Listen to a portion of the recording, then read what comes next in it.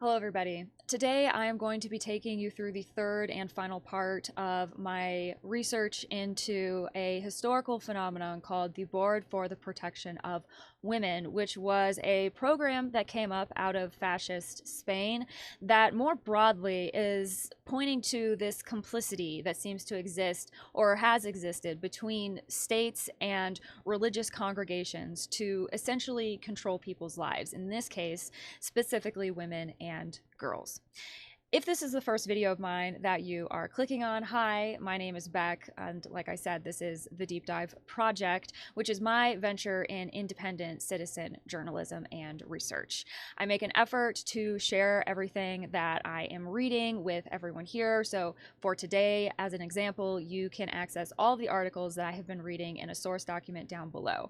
My goal is to equip my audience with information and a desire to learn more, because we have the world at our fingertips right now thanks to access to the internet, and I am always saying and truly believe that ignorance is a luxury that we and billions of other people can simply no longer afford. So my hope is that you will use my content here as a springboard to start doing your own research and asking your own questions. It is an incredibly empowering thing to do and has made me feel like I am moving through the world as a more aware person, and that has been a very, very good feeling. And so I hope that my work here can encourage you to do the same, because I do believe in education and knowledge. I think that they can set us free. So with that said, I do want to issue a quick content warning. As with most things that I discuss here on the Deep Dive Project, the topics that we're going to be getting into today may not be appropriate for all audiences, so viewer discretion is advised, and please keep your own mental health in mind at all times. With that said, let's go ahead and get started. The first article that I'm going to be reading from today was published on La Maria. It's a historical piece, and the headline says, "The Board for the Protection of Women, Complicity Between the State and Religious Congregations to Redeem Wayward Young Women." Historian Carmen Guillen has published "Redeem and Indoctrinate: The Patronage for the Protection of Women" in 2026. The essay shows how a system of repression was organized in which society played a fundamental role. I feel like this is an incredibly important historical event that everyone, but especially women, should know about. We need to know about cases in recent recorded history where governments have tried to trample on the rights of its people, have succeeded in trampling on those rights, and how they have done it, the means by which that was facilitated, are all very important, because those same systems and those same attitudes that put these people in the situations that they found themselves in are still around today. They didn't die off. They're not extinct like the dinosaurs. They are still being fostered and kept alive in different communities all around the world, and it feels to me like a number of these people are now, at least in my country, trying very, very hard to influence and shape policy and social discourse in a way that, in my view, does not actually do anything to support and uplift minorities, women, children, really anyone who isn't a straight white male, frankly. So I want to tell you about this. That's why I have been bringing this to everyone's attention, because this kind of thing seems wild. There's the expression, nobody ever expects a Spanish Inquisition, but it happened. And it was facilitated by some very specific people in very specific places. And it all ties in to research that I have been doing here on the Deep Dive Project for years. So I will read. "That morning she woke up in Barcelona as usual, although this time accompanied by her mother and a doctor from Opus Dei. They told her she needed a flu shot. The next day, Consuelo Garcia del Cid Guerrera woke in Madrid, confined to a home. She was only 16 years old. She didn't yet know she was in the Adoratrices Reformatory in Madrid. She is one of tens of thousands of young women who passed through the Patronato de Protección a la Mujer, the Board for the Protection of Women, which was active from 1941 to 1985. So within a very recent period of time, this was still around and still controlling people's lives, or trying to. I mean, I understand 1985 might seem like a long time ago to some people, especially Gen Z and Gen Alpha, but in the like broad scope of just like recorded history, it was quite literally just the other day. This Francoist institution survived for more than 4 decades thanks to the support and tireless work of religious congregations. They pursued only one goal: to correct the wayward, the wicked, the vicious. And these are all titles that they gave to specific groups of people that they had a problem with. The lack of documentation on this Francoist institution is something historian Carmen Guillen has faced, and she has now published Redeem and Indoctrinate: The Patronage for the Protection of Women. The monograph is a comprehensive essay that condenses the few known facts about it, testimonies from victims, and extensive research into its history. Quote, "The objective was to redeem fallen women and help those in danger of falling, which over time materialized into a prison exclusively for women," she summarizes. Guillen, who also teaches the history of science at the Faculty of Medicine in Albacete, part of the University of Castilla-La Mancha, UCLM, emphasizes that it was women between the ages of 16 and 25 who typically ended up confined, almost kidnapped, at the Patronato, where there were also instances of stolen babies and forced labor. Their stays lasted from 6 months to 2 years, and the institution had a very rigid structure. The 52 provincial boards, which in turn were formed by the local boards, originated from the national board in Madrid. The specialist points to the religious congregations as the fundamental pillar for the Patronato function. Here, Francoist national Catholicism has one of its clearest and most enduring examples, she adds. Thus, what nuns had been doing for centuries to redeem wayward women became state policy in 20th century Spain. Any woman who did not conform to the ideal woman model created by Francoism, submissive, decent, at the service of the home and husband, with no greater life horizon than caregiving and perhaps the church, could enter these centers of supposed protection that became networks of repression, Guillen explains. You may have seen it if you are subscribed or you've been following my content. I recently had a piece that I read. It was an undercover investigation out of the UK. Somebody went undercover pretending to be someone interested in Opus Dei to a women's center in the UK called Lakefield, and she wrote an entire investigative piece about her experience, the things that she heard, what she was exposed to.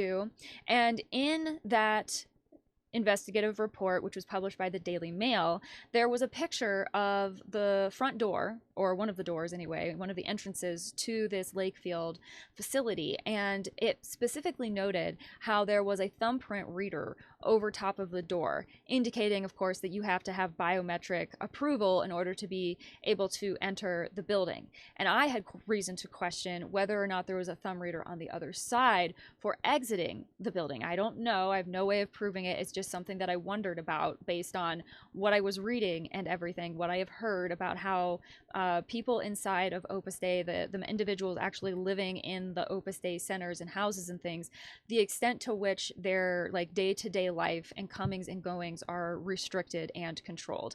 And someone in the comments section of that video said, well, isn't that just like nuns, living behind walls and being locked away from the world? And it was so funny that they said that day, because I had just read this article for the first time where it specifically talks about how what nuns had been doing for centuries to redeem wayward women became state policy in 20th century Spain. So yeah, it is the same thing as nuns, at least in some cases. And that probably, the experience and the historical human rights record of women within religious communities more broadly is something that I think needs to be explored far more deeply and with greater critical attention than has been done up to now. Because they're talking about, at least in this case, this board for the protection of women was run by religious and had people affiliated with organizations like Opus Dei helping out, propping it up, helping to get people to come peacefully, young women and girls to come peaceably into these various centers and everything. And I just have to ask, what are they protecting these women and girls from? was it ever really about protecting women and girls? It doesn't really seem like it. It seems more like, to me, it seems more like it was about protecting Francoist society from free thinking and independent women and girls who do not fall into line with the prevalent groupthink of the time. I feel like the name is kind of a self-tell, which is not uncommon.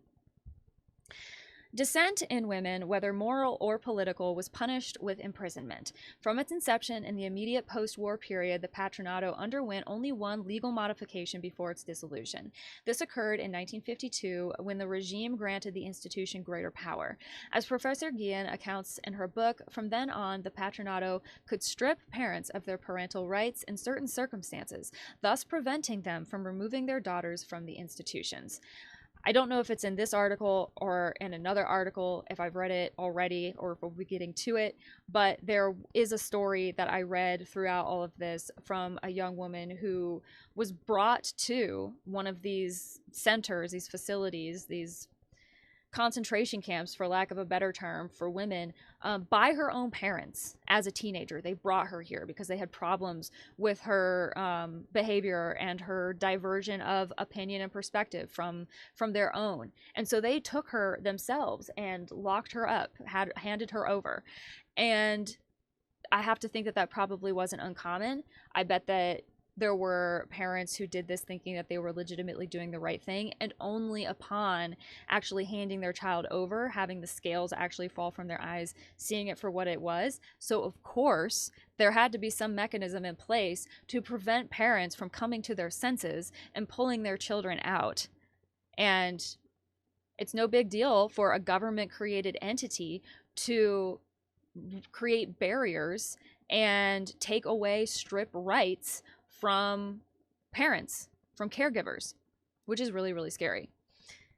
Consuelo Garcia del Cid Guerrera, born in 1958, comes from a Catholic bourgeois family in Barcelona. From a young age, she rejected the roles imposed upon her and soon began to mobilize against the regime. In 1974, at the age of 14, she attended the protests against the garroting of Salvador Puig Antich. This marked the beginning of her opposition to the regime. A year later, in March 1975, she woke up at number 52 Padre Damian Street in Madrid. Quote, "For my family to have someone like me, a leftist, was seen as worse than being a prostitute or a drug addict," she explains at 67. Women like her who ended up at the Patronato were called the wayward ones. There were also single mothers, poor women, orphans, daughters of prisoners, prostitutes, and rebels. According to MCG's file from June 1943, she was interned because she sized too much for men, which is in quotes. There were others taken to the centers for wearing a miniskirt or smoking in the street. Many others weren't even under the Patronato's guardianship. That was Garcia's case. Quote, "My family paid to keep me there. It's like imprisoning someone and making their family pay for the cell." Which goes, I think, to show the extent to which the Franco government was expecting the cooperation and support of its citizens. And I wonder, like, I wonder how willingly these families were paying for their daughters' like prison cells, basically. If that was something that like they opted to do because they wanted to, or if it was something that was done somewhat under duress, like this entire situation where people were sort of forced to conform and to go along, or risk all kinds of like negative social and even like civil retributions. Inside, psychological abuse was a constant occurrence, along with physical punishment such as being forced to sleep outdoors, cleaning the floor by making crosses with their tongues, or having nettles applied to the genital area of those who wet the bed. Guillen elaborates that the inmates remember above all the humiliations and abuse they endured, as well as the hunger, the cold, and the punishments they suffered if their escape attempts failed. And so because of all of that, I think you can see why I am a bit dubious of this entire program being called the Board for the Protection of Women, because from my view, it wasn't protecting women from anything. If anything, it opened women and girls up to more abuse and more harm, psychological, physical, emotional, and spiritual. It wasn't protecting them from anything. And I have to venture to guess it did not end up netting the results that the Franco regime was hoping that it would. And now they are left trying to pick up the pieces of their life. I also think that the accounts of the punishments that these women and girls had to endure, the things that were done to them, again, adds so much to my theory and my belief that this was never done to protect women and girls. It was to protect the Franco regime from women and girls who did not agree with the things that they were doing. I mentioned in the past episodes that the hand that rocks the cradle rules the world. There is a reason why authoritarian governments of a variety of shades, but all authoritarian governments, want to control women and want to control the decisions that women make, particularly when it comes to our bodies and our reproductive rights. There is a reason why Franco wanted to round all of these young women up and send them into these centers to be corrected. And it wasn't for any reason other than, in my opinion and to my belief, based on what I have read, protecting fascism in Spain, which is something that has to constantly be like shored up and protected, because it's not a very natural way to live. It ends up consuming itself in the end. Like, fascist regimes have never stuck around for very long. They've always ended up crumbling and falling apart, oftentimes in large part because of the actions and decisions of the citizens. Garcia describes the life inside these centers as horrible. Furthermore, the inmates were forbidden from revealing to each other the reason for their admission. Quote, "We weren't free to talk to each other. They monitored how long you took in the shower, and your privacy was reduced to the toilet. No one who has been through a Patronato reformatory comes out the same," asserts the Barcelona native. "Self-harm was commonplace. Your body craved physical pain to forget the psychological pain inflicted upon you," she adds. "Suicide attempts and escapes were also frequent." In the first video that I made talking about all of this, the first article in that video talks about the death of a 15-year-old child in around 1985 when she plummeted 3 stories from one of these facilities that was still operational, plummeted to her death in her underwear. Very strange circumstances, very, very strange conditions, but that was what alerted the public to the fact that this was still going on.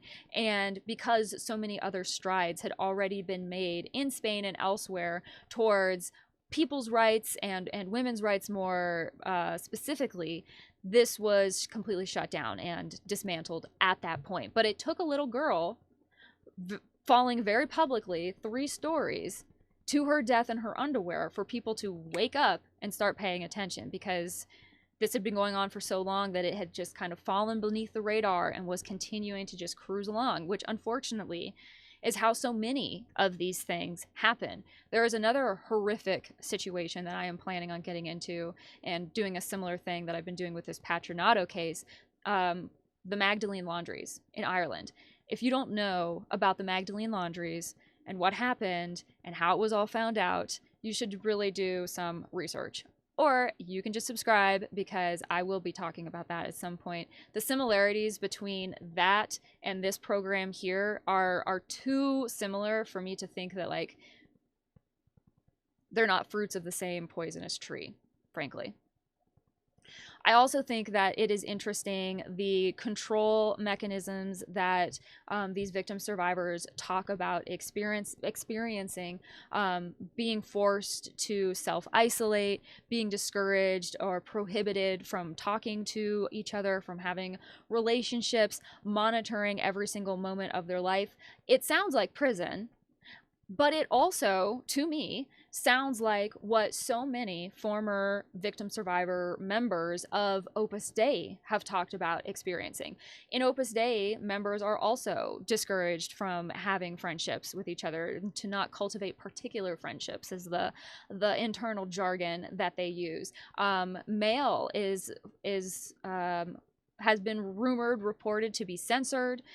People's phone calls are listened to People are never allowed to go anywhere by themselves unless, they have gained some sort of special privilege, but many are expected to be accompanied by another member of Opus Dei at all times, everywhere they go. And internally, there seems to be this attitude of self-policing that has gone just completely out of control. And so you have a situation, I believe, in Opus Dei where the members are themselves both the prisoners and the prison guards. And that creates a very unique kind of psychological trauma. And so I don't think that it's entirely surprising that within Opus Dei, you see this preoccupation and fascination with corporal mortification. Everyone knows about how it's been widely reported about how Opus Dei members whip themselves with a cloth whip, about how they wear a spiked chain around their upper thigh called a cilice, how this is all done to mortify the flesh, blah, blah, blah. But I have also talked to former members who have said that these corporal mortifications are oftentimes taken to extremes by the members, taken far beyond just what is sort of set out in like the guidelines of the like Opus Dei internal like regulations or whatever, taking it to a point where they are actually causing lasting physical damage and harm.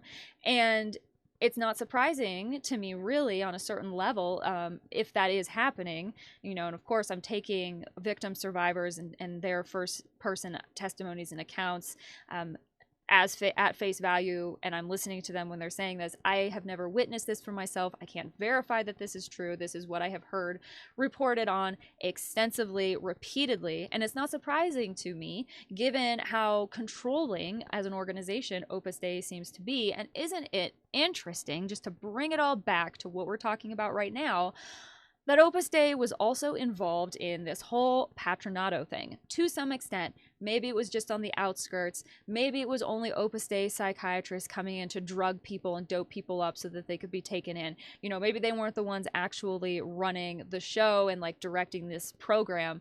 But historically, that's kind of been the way that Opus Dei seems to work, in my view. Like they hover on the fringes. They're always around somewhere. Like I feel like you can pretty much count on it, but they're never going to be at the very epicenter. Because I think that they realize on an institutional level that kind of thing would be suicide, organizational suicide, if they were to do that, which is why there are these members who are responsible for these corporate works that seem to have no affiliation with Opus Dei as an organization, and Opus Dei says that they have no interest in them. And of course, I believe, in my opinion, that is a bunch of bullshit, but I think it is so interesting that Opus Dei is involved in some way or shape and form in this historical account, and that you have people talking about how rigid and controlling the environment it was, and how you'd have people talking about how they were resorting to self-harm, which at a certain point, I think corporal mortification becomes self-harm. The similarities are incredibly interesting to me. If you're picking up on any of that, let me know down below. I'd be interested to hear your thoughts on that. For me, from my perspective, it's just a sign, a symptom of the fact that Opus Dei as an organization came up out of Franco's fascist Spain, and there are so many facets of its like hierarchical like structure and the underpinnings of how everything works, like going back to the writings of the founder Jose Maria Escrivá. The similarities and everything are not really so surprising because it was like baked in this environment that was so incredibly controlling and rigid. So if the organization wanted to gain a toehold, succeed, and be able to achieve the kind of influence and prestige that its founder seemed to envision for it, well, it makes sense to fall in line and curry favor with the new government that's currently in power. And oh, by the way, this is not something that they have only done in Franco's Spain. I've talked extensively about how this organization continues to pop up in civil discourse, in government, how it has inserted itself into education and everything. And it's a part of how the whole thing works. And I just wanted to point out those similarities because, again, they're fascinating to me. Maternity centers were one of the types of facilities included in the patronato. Quote, forced adoptions and the theft of babies were commonplace there. Women were driven to it by the pressures they faced. They were told they wouldn't be good mothers and that without financial means, they wouldn't be able to care for the children, the historian points out. In a way, the state and the church were jointly deciding who could or could not be a good mother. So, in case you were wondering, taking children from their parents and selling them, in case you were wondering, that's human trafficking.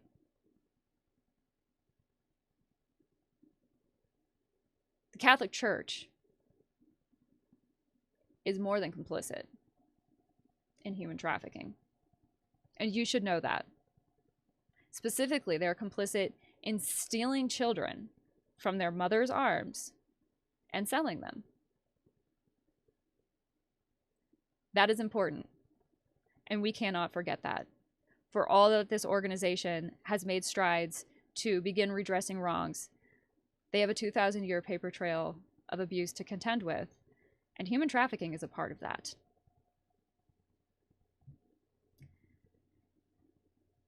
And when the state and the church, in this case, the Catholic Church, are the ones deciding who can and cannot be free, who can and cannot live their life, who can and cannot make decisions about their own bodies and whether or not that they have children, that is authoritarianism at its most extreme and contributed to the reason why the country that I live in today was settled and established as a republic. A republic if we could keep it. Redemption also involved forced labor, the profits from which were managed by religious congregations. In some cases, women received training in trades considered feminine, such as embroidery or mending. According to Guillen, their garments were even sold to major brands. The nuns didn't become so wealthy from this work. Rather, they used the money to subsist within the convents because they were always plagued by financial problems, the historian adds. And so I think that points to an interesting through line, an interesting element of exploitation that runs throughout like this entire story, from the women and the girls who are the victims to the religious women who were running these centers and controlling and abusing these women. They were themselves part of a system where they were potentially disenfranchised and significantly, at least, at financial risk because of the fact that they didn't have money.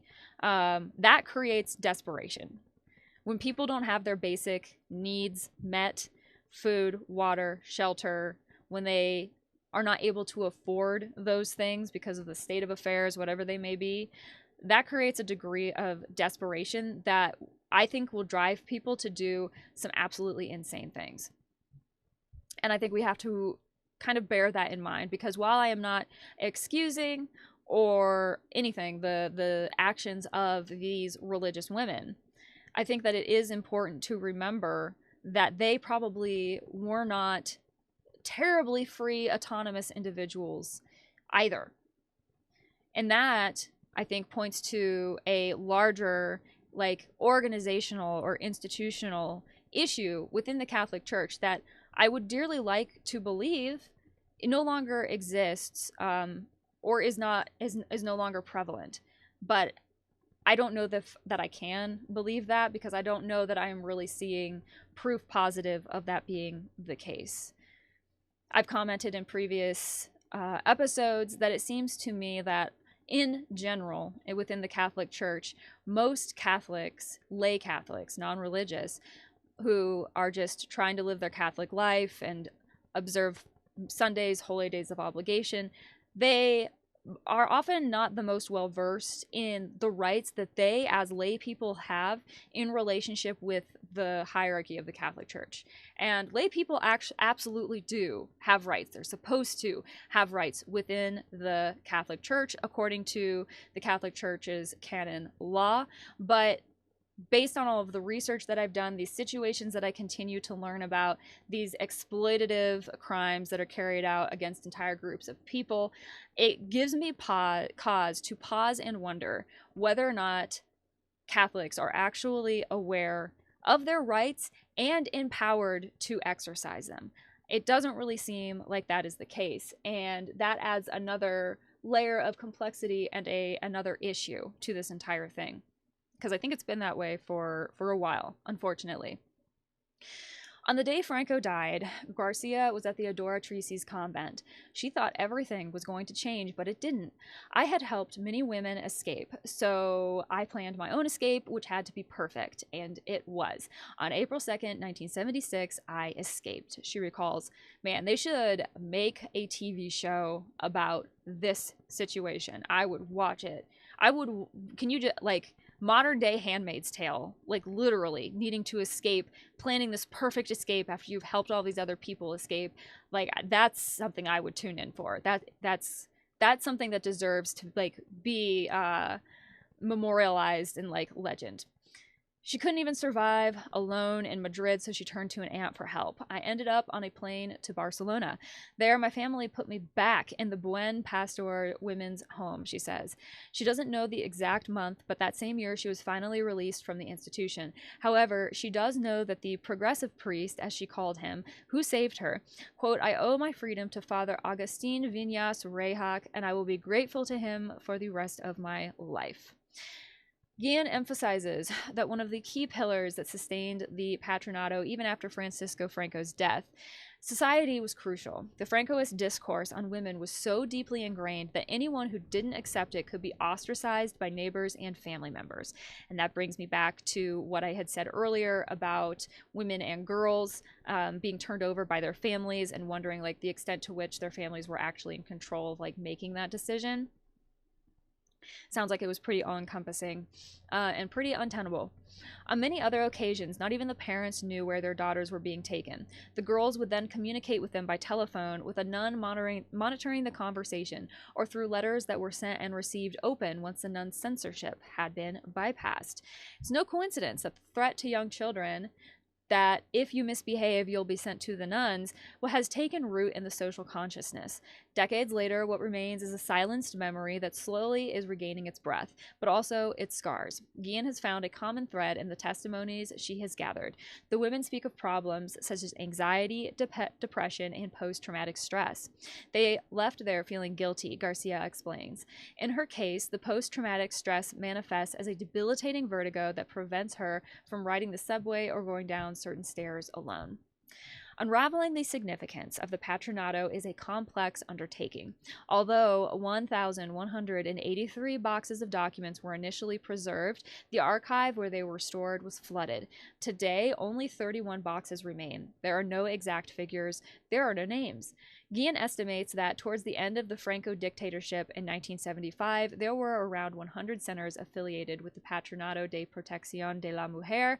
In June 2025, the Spanish Conference of Religious, which unites 403 religious congregations in Spain, publicly apologized to the survivors of the Patronato.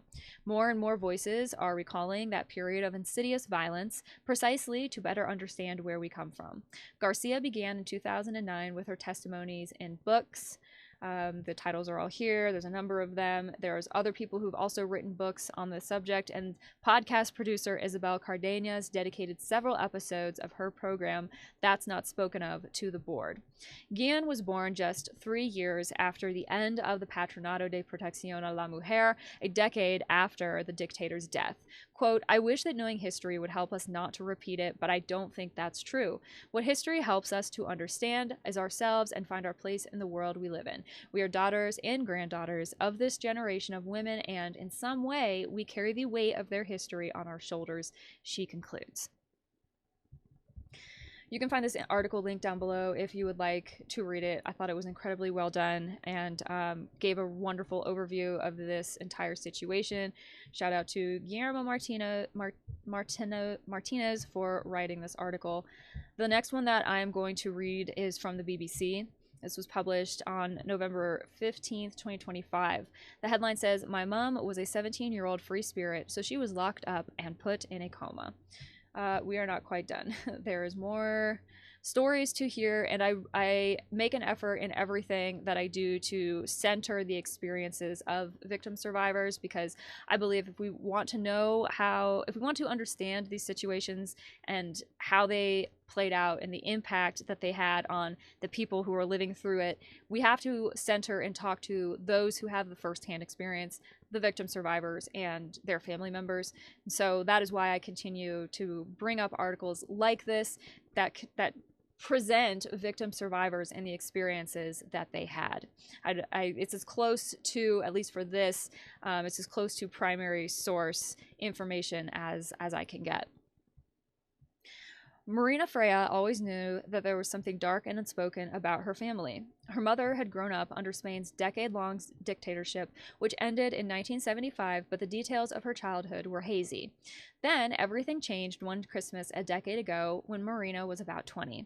That evening, around the table with a cloud of cigarette smoke suspended in the air and wine glasses drained, Marina's mother, Mariona Roca Tor, began to speak. My parents reported me to the authorities, Mariona told them. They put me in a reformatory when I was 17. Reformatories were institutions where girls and young women who refused to conform to the Franco regime's Catholic values were detained. Single mothers, girls with boyfriends, lesbians. Girls who'd been sexually assaulted were incarcerated, assuming the blame for their own abuse. Orphans and abandoned girls might also find themselves living behind convent walls. Marina and her cousins were stunned. They couldn't comprehend that their grandparents had arranged to have their own daughter locked up. Yeah, that's really got to tarnish your perception of grandpa and grandma after that. Mariona's memory of telling this story to the youngsters in her family is blurred. She believes, as a result of the psychiatric treatment she was forced to undergo at the reformatory. But Marina didn't forget the revelations, and years later, she would make a documentary telling her mother's story. Mariona is a survivor of the Patronato de Protección a la Mujer. Under dictator Francisco Franco, it oversaw a nationwide network of residential institutions managed by religious organizations. There's no definitive information about how many institutions were involved or how many girls were affected. Let that sink in. We can safely assume that it was in the thousands. We have no real way of knowing, partially because the record has been destroyed, partially because the record was never properly kept in the first place, and partially because such is the nature of trauma for many people when they finally extricate themselves from a situation, returning to that over and over again and trying to be the whistleblower for the problems that are within that is something that oftentimes is simply like it's beyond people. People have to try to put their lives back together, and so these things are never discussed, and it's really, really, really sad. Thursday will mark 50 years since Franco's death. Hallelujah. Spain has since seen a revolution in women's rights, but survivors of the Patronato are still waiting for answers and are now demanding an inquiry, as well they should. Mariona, the oldest of 9 siblings, describes her parents as right-wing and ultra-Catholic. They were so conservative they wouldn't even let Mariona wear trousers. But in 1968, when she turned 16, a new world unfolded. Mariona was tutoring children during the day and preparing for university at evening classes. There, she says, she met people she'd never encountered before: trade unionists, left-wingers, and anti-Franco activists. It was the year of global protests against authoritarianism and the Vietnam War, with mass demands for civil rights. The spirit of revolt was infectious. Franco had been in power for 3 decades. Political parties were banned, censorship was universal, and young people wanted change. Soon, Mariona joined her new friends on raids. A few of them would block off a street, throw Molotov cocktails, hand out leaflets, and when the police turned up, scatter in every direction. On May Day 1969, one of Mariona's friends was arrested at a demonstration in Barcelona. There was a risk that the detainee would give names to the police, so Mariona couldn't go home in case they came looking for her. That night, she stayed in the flat of a fellow activist. Returning home the next day, Mariona was in deep trouble. Her parents were furious and began to exert far more control over her life. For them, it was a scandal, a stain on the family, she says. After that, they wouldn't let me out. By the end of that summer, Mariona had resolved to leave home and traveled to the holiday island of Menorca with some college friends, leaving her parents a note. They immediately reported her as an underage runaway to the authorities, and the moment Mariona was found about to board a boat back to Barcelona, she was arrested. At the port in Barcelona, her parents met her. They didn't take her home. Instead, they took her to a convent. Mariona wasn't given any explanation. She only remembers her parents' rage. Days later, she flew to Madrid with her father. There, she was driven directly to another convent, part of the Patronado system under Spain's Ministry of Justice. She and the other interned women were categorized and segregated. Mariona says she ended up on the first floor, reserved for the rebellious ones, the ones they considered fallen women. 16-year-old girl, apparently a fallen woman, for disagreeing with the political discourse of the time. And her parents are the ones that turned her over. And, you know, I really have to pause and think, because I think it's important to point out that for a lot of us women living in 21st century America right now, were it not for the fact that we'd been born in the time period that we have, in the country that we have, that this could have just as easily happened to any of us. I grew up in a very conservative, strict religious environment. I also was not allowed to wear pants when I was growing up. I didn't wear pants until I was probably 10 or 11 years old. I wasn't allowed to cut my hair. Media was very, very strictly controlled. Only TV on the weekends, and only, it wasn't even TV, it was, you know, VHS tapes or DVDs that we picked out from the library. We didn't have cable TV. We had no secular influence from the outside world. My parents were very, very much trying to raise their family in line with, like, conservative Catholic values. And I see threads of authoritarianism running through the environment that I was raised in, and I see the same thing represented here. And I have to acknowledge the fact that this could have just as easily happened to me if I had been born during this period of time. It could have happened to any of us. It is natural and normal for a teenager to begin forming their own ideas, to begin distancing themselves from their parents, and to begin identifying more with their peer group instead of with their parents. That is a normal and healthy change that is supposed to happen throughout adolescence. It's what helps you become your own independent person. But within certain communities, that type of independence is a threat. It's a threat to the entire system and structure of control. And so when young women and girls find themselves in situations like this, or, you know, being sent off to stay with a family friend for a while, which was my experience, or, you know, there's a variety. And it's frightening, honestly, to think about how much different my life could be if I had just been born in a different time period. And it's frightening to think about how quickly things can change, how quickly the rights that we think that we are entitled to and that are protected can just be completely thrown out the window. And it happens every single day. And it is never not absolutely terrifying. And I am so incredibly thankful for the fact that I grew up in the time and the place that I did, in a culture where sending your children off to be, like, incarcerated, it was really not in vogue in any way, shape, or form.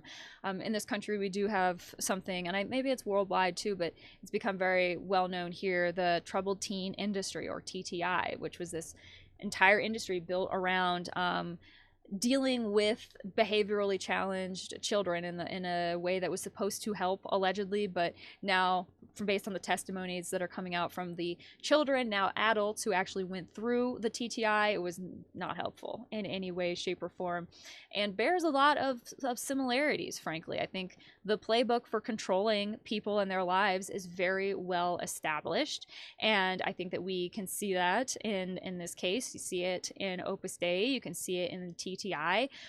It's already well known what you need to do to subjugate and control people, and I think that's why you see the same things replicated over and over and over again by these authoritarian regimes and organizations, just because it works so well.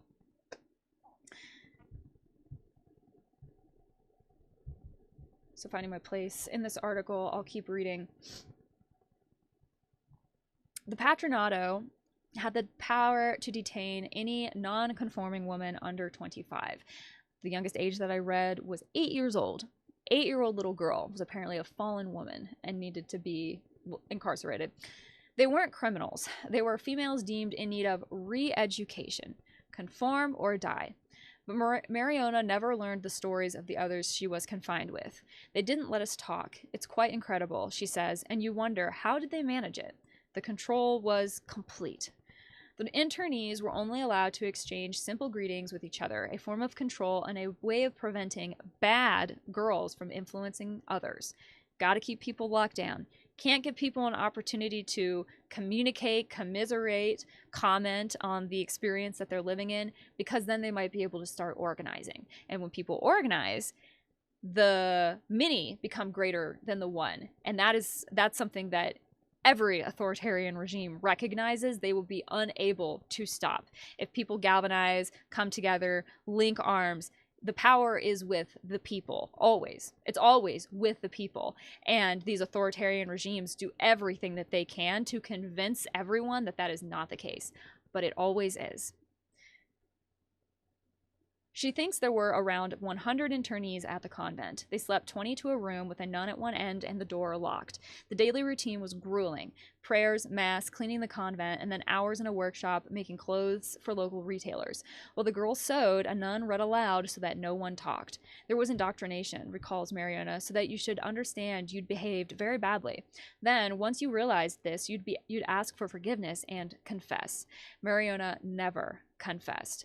The goal is to break these young women's minds and spirits completely, to put them in an environment that is so untenable that they have no choice but to get on board with fascism and everything that it was trying to tell them about their place and station in life as women. After around 4 months, she was allowed to return home to Barcelona for Christmas, but wasn't permitted to go out alone.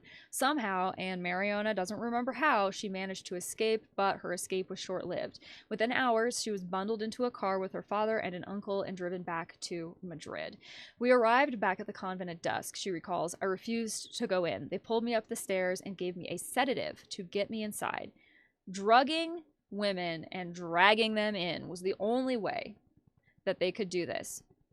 And 2 men did this to a young woman, a teenager.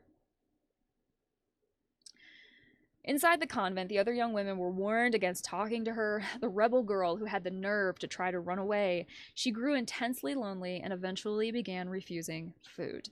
Dramatic weight loss resulted in her admission to a psychiatric clinic.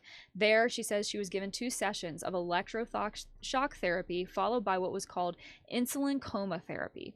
Mariona says she was injected with insulin to induce deep hypoglycemia, a coma-like state caused by low blood sugar. It was believed this could reduce psychotic or schizophrenic symptoms and somehow reset a patient's brain.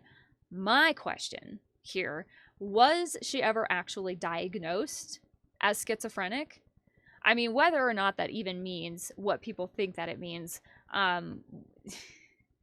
is neither here nor there. But they did not mention anywhere in this article anything about Mariona being schizophrenic, having been diagnosed with schizophrenia. So that's kind of a red flag to me in a really, really big way. The fact that she had to be drugged so much, another really, really big red flag. Electroshock therapy is not commonly practiced anymore, and there are very, very good reasons why it can do a lot of damage. And this insulin coma therapy just sounds really, really bleak and dark. This is what I have begun calling the abuse of psychiatric medicine, APM. It's something that is not uncommon within influential and powerful authoritarian organizations. It is something that numerous former members and investigative journalists and activists exposing Opus Dei have talked about existing within Opus Dei. And stay tuned about that because I have more coming out, but I have gone down the rabbit hole on the whole Opus Dei APM thing and the prevalence of psychiatric medicine in Opus Dei, and apparently to suppress and control people, is too common to just like ignore or boil down to like a random one-off here and there. I think that there is like a systemic issue going on, and I think it's necessary in order to control people. Just like in this situation, these young women are being drugged in order to be able to control them, because they would not get on board with and conform to the very narrow and limited lane that Franco's regime had identified for women to occupy.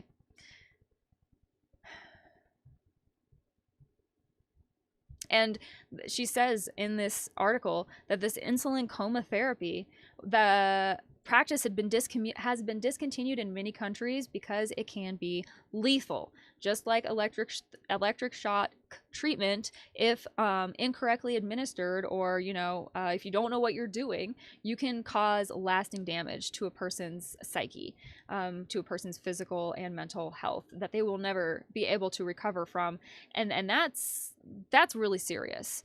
I don't think that we are taking this whole drug thing nearly seriously enough. Maybe here in the United States, it's because of the fact that we have pharmaceuticals shoved in our face like every single time we turn around. They're in YouTube ads, they're in TV ads, they're in radio commercials, they're on billboards. Like literally, you can't go anywhere without big pharma trying to like shove pills down your throat. So perhaps, at least in this country, people are desensitized to this type of thing and simply don't see like rampant over medication as like a red flag, when I think that, especially in this context, it absolutely is. Mariona received an insulin injection in the mornings. Later, she'd be brought out of the coma and made to eat. Mentally, she began to shut down. Well, yeah, you have no life. You have no autonomy. You have no ability to be your own person. You're just like a thing that they're powering up and shutting off as it suits them in order to control them. And that is so incredibly dark. She says, every day I was more dazed. I started saying things like, I hurt my parents, she says. I entered this process of submission and acceptance. Mariona believes the forced intravenous treatment with insulin irreparably damaged her memory. Suspecting it was causing her to forget things, she began keeping a diary. More than 5 decades later, this faded paper document from 1971 would inform Marina's documentary, her documentary about her mother's experience. Doctors believed the treatment would help Mariona gain weight, but that wasn't happening. One day, the psychiatrist decided it was better to try tying me to the bed until I ate. Mariona's despair became so unbearable, she says she thought about taking her own life. And who wouldn't in a situation like this, where you're basically like you're being held hostage, like chemically? What a horror. You can't even be in your own mind. They've completely taken over that as well. The psychiatrist gave her a target weight of 40 kilograms. I'm not exactly sure how much that is in pounds, but presumably a healthier weight than what she was at. And if she achieved that, they promised she'd be released from the clinic.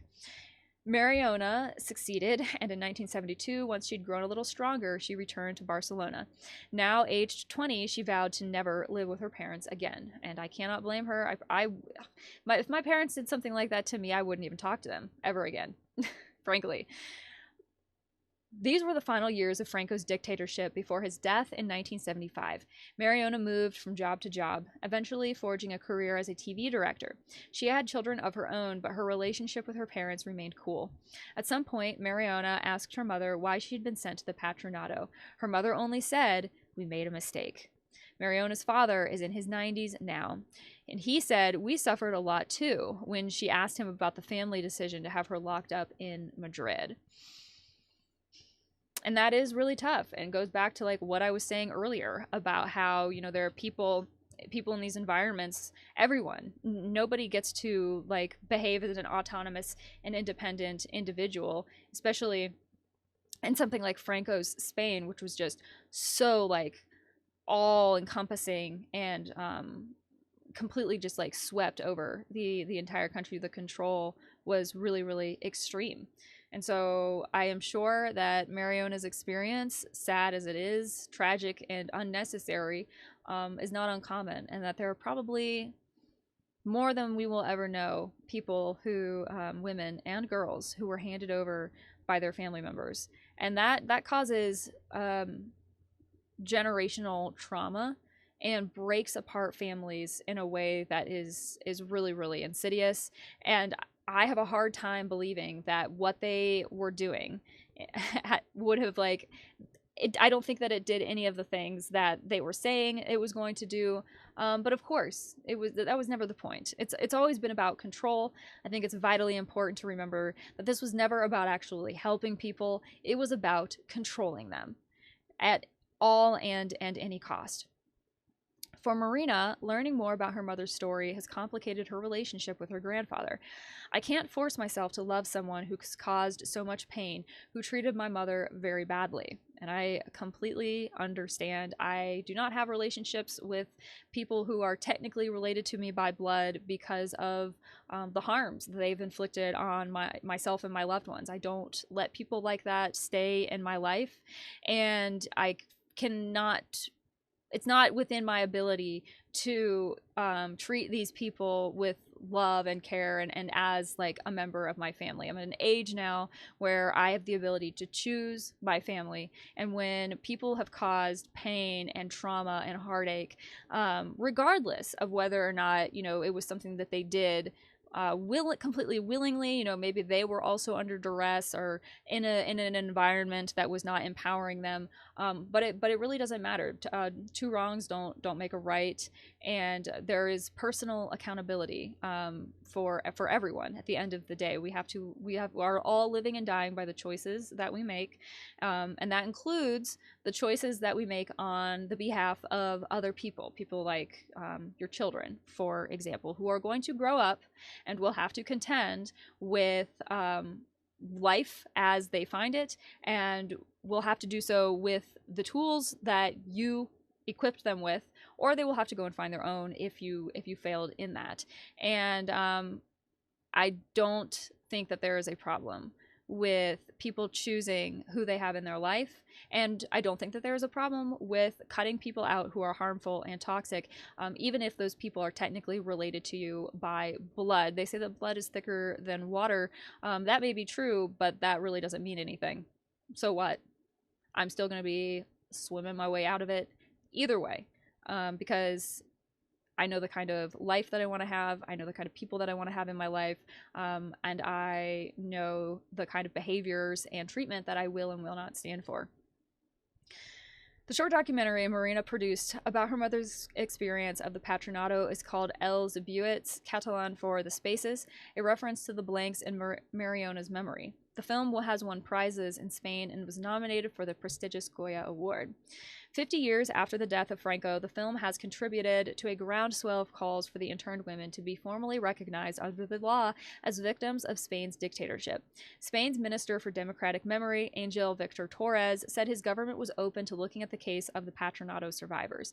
Meanwhile, Marina and Mariona are on tour with the film, taking it to community screenings. Women come and tell their stories. It's like a door open to something unknown, and that's very powerful, said Marina. People think that what happened in their own home was an isolated incident. We try to say this history isn't individual, it is systematic. Her mother, Mariona, still doubts her memory sometimes, but she says seeing it all reflected in the film, that gives it the weight of truth.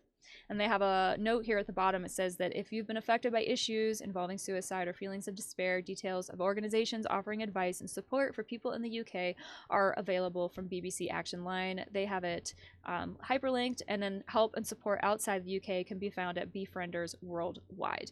In addition to that, I also like to mention that I have a list of mental health resources down in the description that I put together. They are not just North American. I've tried to find mental health resources for as many countries, continents, regions that I could. Unfortunately, mental health resources are something that still are very difficult to access in a lot of parts of the world. So I can't guarantee that what you need will be there, but it may get you on the right track. So if you or someone that you know needs help, those resources are there, and please utilize them and reach out, because life is very hard.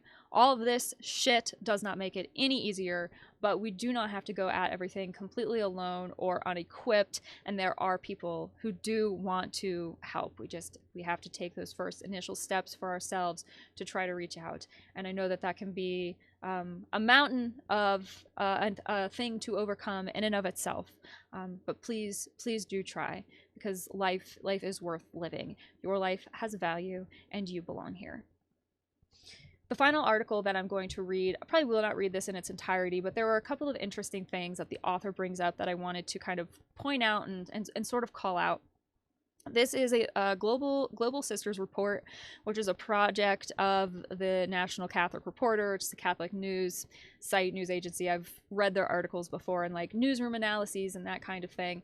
I don't always agree with everything that the writers have to say, but they are contributing to this like evolving conversation about raising awareness for human rights just around the world, but then also within religious organizations as well.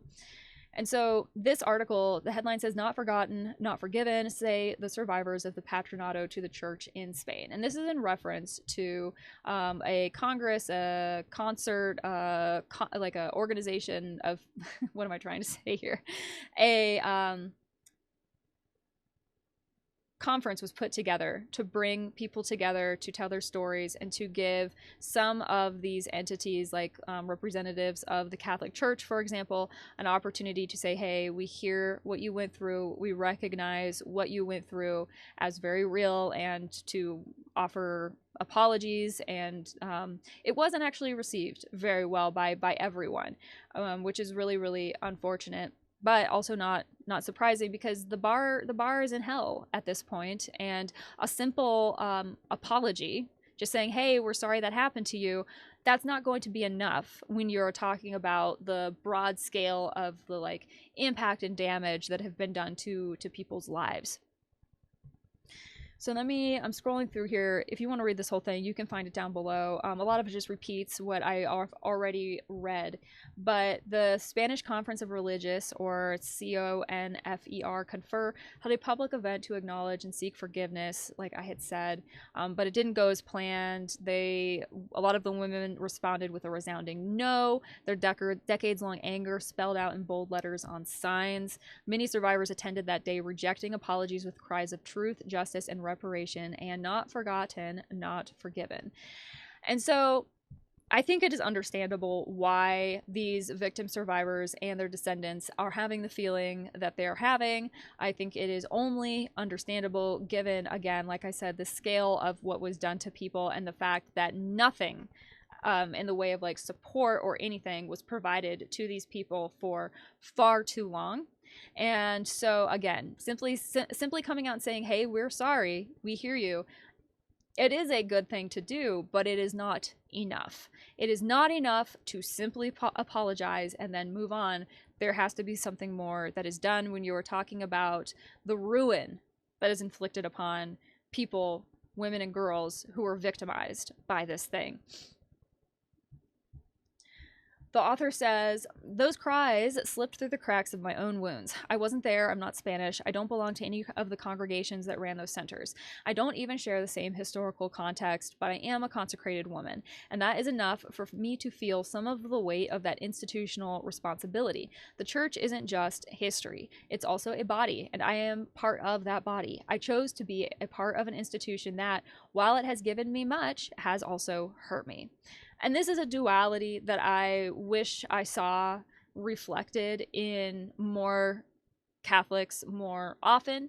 I wish that there was this kind of like, sort of, I don't know, just like the awareness of the fact that the thing that you are a part of has caused quite a bit of harm all around the world to billions of people. And that has to be accounted for. You can't just say, well, you know, there's a few bad apples. You'll have that with any organization or any group, and that doesn't detract from the good things that they've done. Sure, it doesn't. But the bad was still done. And so that has to be accounted for. Let me put this in a theological context. You know, when I was going through prep for my first Holy Communion and my confirmation, I remember receiving quite a bit of lesson on how reconciliation as a sacrament and just as a theological concept more broadly works in the Catholic Church. The idea being that if you do something wrong, let's say you throw a baseball and it accidentally breaks someone's window. Well, you need to go and apologize for the fact that that window was broken. That is the first right thing that you should do. But the window is still going to be broken. Even if the owner of the house says, "Thank you for apologizing, I appreciate it," the window is still broken. The apology doesn't undo that. What are you going to do to right the broken window? In a theological context, if we're talking about the sacrament of reconciliation, going to confession, confessing the things that you've done, and seeking reparations, basically, or to do some sort of penance, is like the whole process. Well, it seems to me within a lot of these situations, half of that is happening, and the other half, the work that needs to be done after the fact to redress the wrong, isn't getting done. Even though I had always been told growing up that when you do something wrong, not only do you need to seek forgiveness for it, but you also need to try to make it right. That must happen. That must happen. Or it is an incomplete, apology. It is an incomplete contrition on the part of the offender. The author says that she understands the refusal because when the wound is inside and what was believed to be sacred and untouchable, forgiveness becomes a fragile ground. Forgiveness is expected and even idealized, but it is seldom accompanied. It is assumed that those who have suffered should have the capacity and the Christian obligation to forgive. Isn't this true? As if it were that simple. As if forgiveness were merely a rational decision and not a struggle that emerges from deep within, wreaking havoc on the stomach and making the whole body resist. Those who haven't been hurt in this way would never understand that sometimes forgiveness hurts more than the original offense, especially when it is requested without addressing the underlying wounds. I don't actually think that forgiveness must be a part of your healing journey. I think that for some people, it can be. I think that for some people, that can be an empowering thing to do, but I don't think that it is for everyone. And furthermore, I actually don't think that everyone who has done wrong deserves to be forgiven for that wrong. Some things are unforgivable, actually, patently unforgivable. And I don't think that you need to forgive the person that did those things to you in order to heal. Because I think you can heal just fine while also still holding that the thing that happened to you was wrong and should never have happened, and that the people who did it to you were wrong and should be held accountable. Maybe that's a hot take. I don't know. But I do know that within religious environments, the idea is always that you forgive, and you forgive quickly. And then you move on because, Jesus said, forgive your brothers 70 times 7 or whatever it was that he said. So there's this idea baked into Christianity as a whole that you must forgive and forgive quickly. I don't agree with that anymore. Maybe in a time when I was younger and growing up in that environment, I did. But now, as an adult who's lived life and had some experiences and been through some things that were not great, the idea of forgiving the people who were responsible for the things that I went through or contributed to hardships that I've endured or anything like that, I don't feel the need to reach out and say, hey, you were a shit person, but I forgive you. No, you don't get that forgiveness. You don't. There are some things that are unforgivable, and I don't think you have to forgive people for it. And I think it's a nice idea, but I don't think that it is absolutely 100% necessary. And especially in this case, when you're talking about a human rights abuse of this scale, right? We're talking about deprivations of liberty. We're talking about forced incarcerations. We're talking about forced parent-child separations. We're talking about human trafficking, children being sold, babies being sold or placed with families that were more in line with Franco's idea of Spanish society or sent out into the world other places,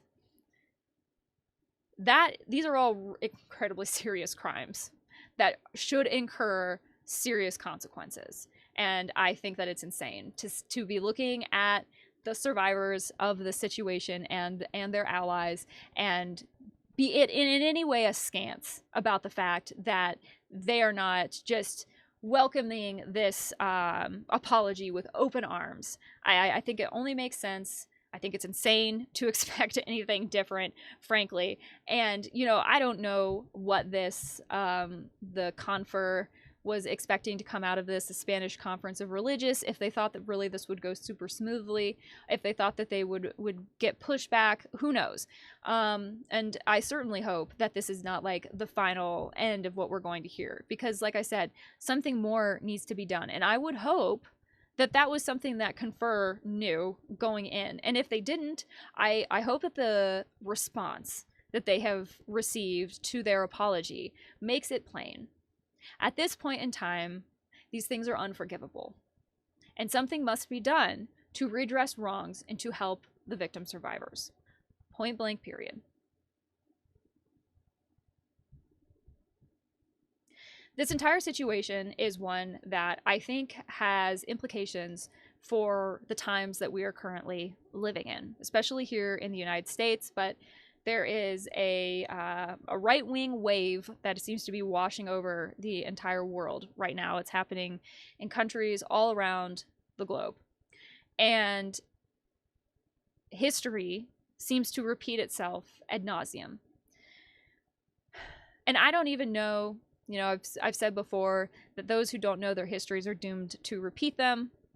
But sometimes I wonder if even being aware of our histories are enough. We seem to be caught in these cycles that just repeat over and over and over again. And nothing ever plays out exactly the same as it did previously. There are no, you know, nothing ever happens the same place, the same way twice. Lightning doesn't strike the same place twice, that kind of thing. But flavors of this entire situation, the control, the authoritarianism, the expectation that women will conform and get on board with what is being expected of them by their like society at that point in time, the force, those are all elements that continue to run throughout human history. This situation is just one very specific example, but there are many, many more. And these things will continue to happen anytime the people are disempowered and disenfranchised and taken over by an authoritarian regime. And there are many different factors that contribute to whether or not that happens. And I can only hope that by raising awareness and reminding people of these events, of this relatively recent history, of the impact that this type of thing has had on the lives of the people that it was allegedly supposed to be protecting, maybe we can spot this stuff when it starts to come up again. You know, it does make me happy to see so much discourse happening around our current governmental political administration with the president and everything, to see people pushing back against the rhetoric that is coming out of Washington, D.C. and out of some of these individuals. And I hope that we're able to do that in a meaningful way now that will prevent this type of thing from happening again, at least in our time here and now. We have to act with where we are, right? So thank you for your attention to this matter. Thank you for giving me your time. Let me know down below what your thoughts are on the Patronato. Was this something that you knew about before, or was this completely new information? If there is another similar program or situation, like I mentioned, the Magdalene Laundries, that you think more people should know about, feel free to mention it down in the comments below. I'm always on the hunt for new rabbit holes and new subjects to kind of learn about and go down and get lost in. So I'm always willing to take suggestions on board. And thank you so much to everybody who has up to now. You've helped inform my research so much, and that's been much appreciated. Links to support me, connect with me on social media, all the rest are down below in the description. If you are interested in learning more about what I do, you can find all of that over on my YouTube channel and on my social media. And that is where I'm going to leave it for now. I will have a new video for you very, very soon, but in the meantime, I think it is more appropriate now to say this than ever. Just remember, nolite te bastardes carborundorum. Don't let the bastards drag you down.